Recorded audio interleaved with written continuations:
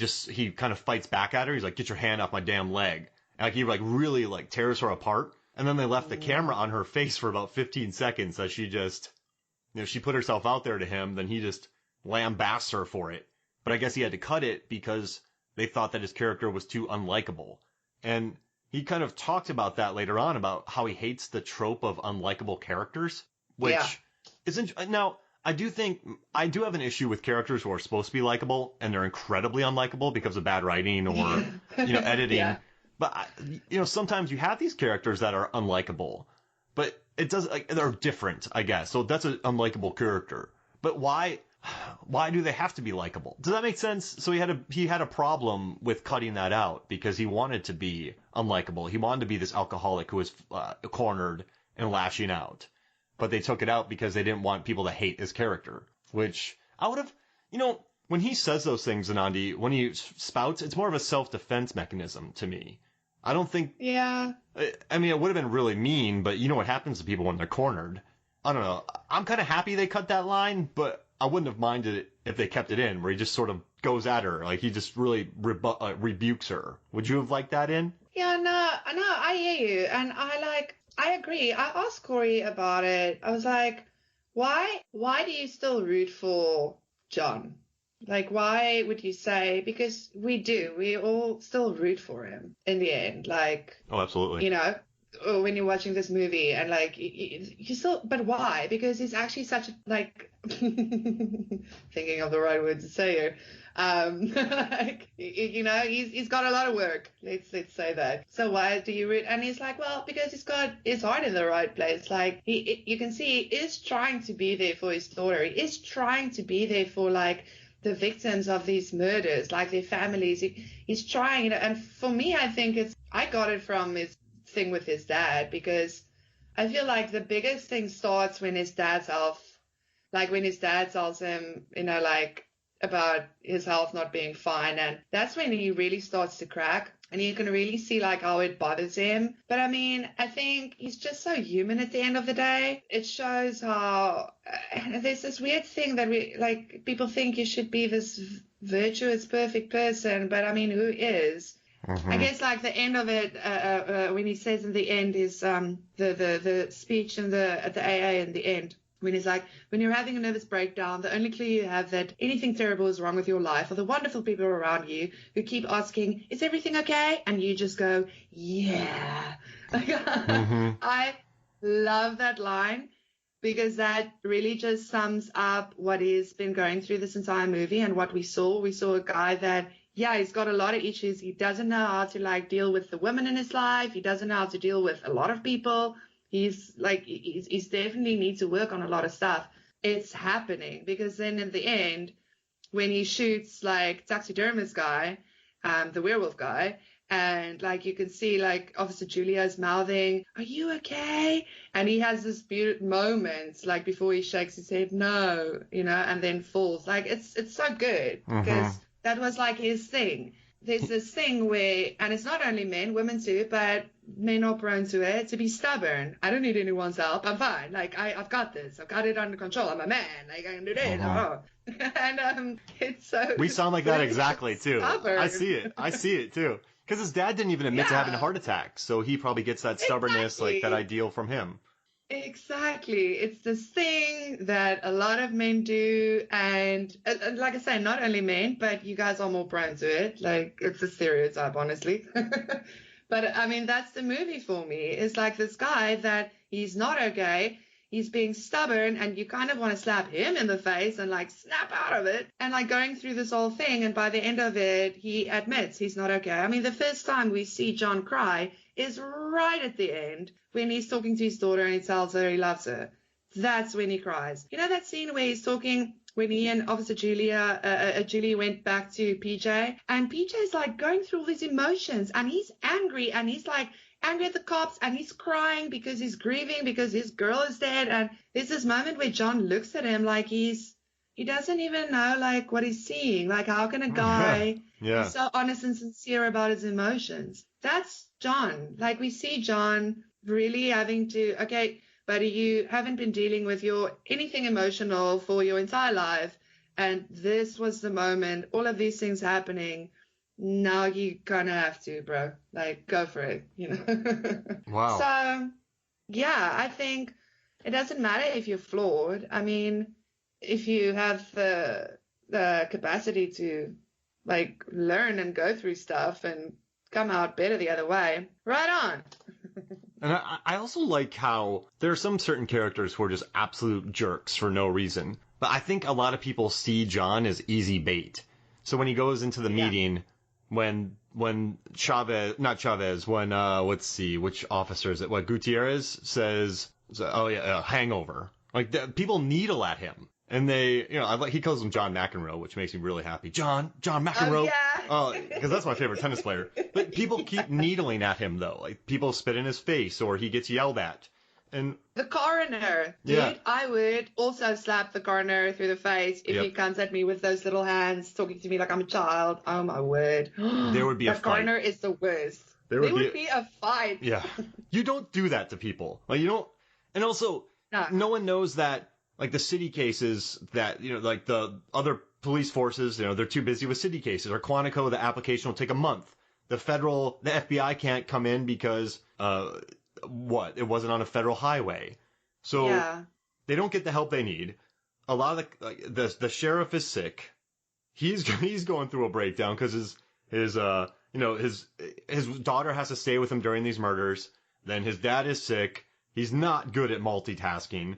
The FBI, Quantico, all these people won't come in, and everyone just sort of aims it at the cops. Like, I'm not paying taxes anymore.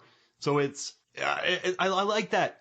It's not just him being a jerk the whole time. There's a lot of things needling at him. So he doesn't need any help to be a pain in the butt, John. But I also like too that there's outside circumstances just keep coming at him. Does that make sense? So it's not just John being a Absolutely. jerk. People are needling at him. Things are always needling. So I think it's pretty People interesting are watching all telling that. him it's a werewolf. That's like saying, yeah, the fairies did it. I mean, like that would drive you nuts if you're like trying to be logical about it, like going through the steps that you need to be going through, and your buddy is at the crime scene telling you it's a werewolf. Mm-hmm. I mean, like that would, yeah, it's insufferable. And you understand his frustration with it as well. Like, even though you're watching the movie, or like the first time you watch it, you're like, but is it? But that's Mm-hmm. just because, like, it's the first time you're watching it and you don't know what you're watching. But it's the other thing also now that you talk about like all of like not getting help from the outside and stuff. Another thing that I really love about this movie is that there are a couple of things happening. They've got like all of the women that sees the guy, right? And it's always off screen. You can see how extremely uncomfortable they get. Like it's that female intuition of this guy's bad news. I have a bad feeling about him, right? John, that's a cop that needs to go through all these stuff. How many times did they interact with this guy? How many times throughout the movie? But it's only when, at the end, after John has had some like, okay, let it go, that's gone, dealing with it, where he sits with the guy and he's like relaxed and just having a human moment. That's when he realizes, I love that where you can see where he realizes. Yeah, he sucks his teeth. Oh, nailed it. Oh, I just got goosebumps.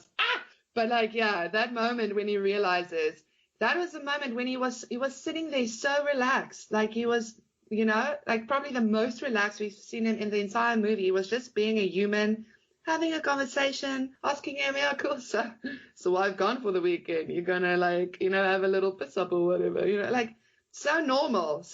And that's when he realizes, yeah, the guy says something wrong. But I mean, and I love that because when you're highly strung and you're so used to, okay, this needs to happen, this needs to happen, this needs to happen, you're going to miss it. You're going to absolutely miss it. You need to also rely on that like intuition and stuff. So I also liked how that played out in the movie. Like very subtle. It's also a thing that with every rewatch, you see it more and more. But I really like that because, yeah, procedures isn't always going to give you the answer. So I like it. I do like his moments of clarity. Remember when he looks at the coroner too? He's like, "You threw the glass bottle at our car." yes. It's interesting how he's kind of Yes. going through these low spots, maybe By the introspective. end. That's when he starts catching people or figuring things out. Yeah, exactly. And also, before we go on break, I just want to mention real quick, I love the scene when he's with his wife and daughter, and she is just going at him. And he's like, listen, we have a serial killer in the town. I love my daughter, but I'm kind of busy. But during that time, you hear tea steeping. Not steeping, or tea, like water boiling in a pot, just going, like, I can't make the steaming sound, but it just builds his anxiety. Yeah, there it is. It just builds his anxiety way up. And I like the sound design. I like the idea of it. It's, once again, this movie's just really well planned out, and I love it. Yeah, and I love that scene too, because I told Corey, that scene, because it immediately starts with his wife going off on him because, like, he's not, doing the dad stuff at all, and, like, she needs to be with him and whatever. I told Corey, there's two ways to look at that scene. There's a way of, ex-wife, like, yelling at him hysterically in a diner or whatever. But it's also like she's telling him directly, pull yourself together. Mm-hmm. And like, because he's not dealing with anything. He's like apparently doing all these things, but what is really happening? Like nothing's really happening, I love that too. And I love it when he says, can we like not do this in a bonanza? I don't even know what bonanza is, but I love that. It's a great restaurant. Oh, man. Cool. All right, so how about this? Let's take a quick break, and when we come back, we will talk more The Wolf of Snow Hollow. We will be right back. Yeah. Welcome back to Movies, Films, and Flicks. And I just want you to know, Zanandi, that I did my best to get this movie some attention with the Critics Association that I'm with. I gave Cummings some love for some certain categories. Now, he didn't get any, but I'm happy that I put his name in there. Because between this and Thunder Road, I had to promote him. Also, I learned he was a producer. So I also teach film at a college, and a lot of my students want to get into music videos or short form production because that's a really good way to get your foot into the door. But I learned that he produced a Little Dicky video called Save That Money. I don't know if you've heard of it. No. So I haven't. There's a rapper named Little Dicky, and he did a whole music video where he's saying, I don't have a budget, so they went to people with massive boats and asked, hey, can we shoot on your boat really quick for free? Then they went to mansions, and they went, hey, can we shoot in your mansion for free for production value? So they shot this entire music video for next to nothing by asking people if they can shoot in there. And I thought that was a pretty neat idea. So he produced 3 of those videos, and then after they went, they got millions of views, he said to himself that he could become a successful filmmaker. And you look through his filmography, and he's been all over the place in regards to certain things. Like he was visual effects on Captain America Winter Soldier. He was a production assistant for ILM in 2014. He did a bunch of shorts. He was a co-producer, and he thought he was gonna fall out of the industry. He didn't think that he would be too successful in there. And he was an associate producer on Krisha by Trey Edward Schultz, who did, what else did Trey Edward Schultz? He did Waves. So I don't know, it's interesting. He thought he was going to fail out of the industry. He was working as a production assistant. He was working as associate producer, and then he made his film. He made a short, then he got funding, made his movie, and it won a bunch of awards, and he got it distributed all over the world. Then he got $2 million from Orion. And now he's just crushing it. It's really neat. And I appreciate that with him because these films are earned by him. He didn't get a golden ticket to make these movies. No. And I think part of that is because, maybe I'm wrong, but he has a vision. He has a style. He has an aesthetic. And I love that he stuck to that. And that's why I think he's one of the more interesting voices working today. I love his movies. Yeah, absolutely. And I think, I want him to get more recognition, honestly, because, you say now, because it is. He did the Thunder Road was a short. The short won at South by Southwest. Usually the shorts that win there, they go on to get picked up and whatever. But Thunder Road didn't. So that ended up being the Kickstarter. And I was like, really? Yeah, I feel like, I don't know if people don't know what to do with Jim Cummings. Then I'm like, okay, give me the money because I know what to do with Jim Cummings. I really love his vision. I really want him to, I think he's really worked hard and put himself out there. And you can also see, I saw his, winning acceptance speech at South by Southwest. The guy just loves it too, man. And you can see he does.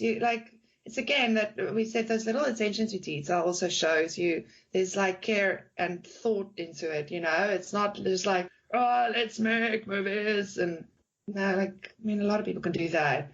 I don't know. Yeah, I think I like it that he's doing stuff. I want more.